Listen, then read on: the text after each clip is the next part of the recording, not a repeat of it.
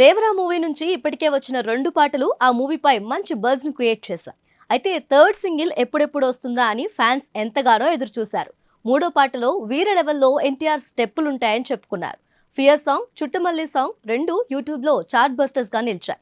దీంతో మూడో పాట మీద భారీ ఎక్స్పెక్టేషన్స్ పెట్టుకున్నారు ఫ్యాన్స్. ఇక దావూది అంటూ రిలీజ్ అయిన మూడో పాట అంతగా ఆకట్టుకోలేకపోయిందని సోషల్ మీడియాలో టాక్ వినిపిస్తుంది.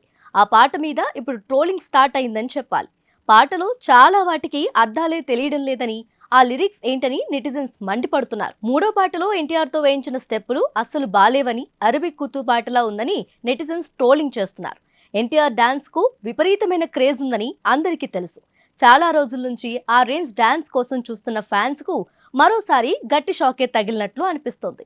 యమదొంగ, నాన్నకు ప్రేమతో, టెంపర్ సినిమాల్లో తారక్ వేసిన స్టెప్పులు అదిరిపోయాయి.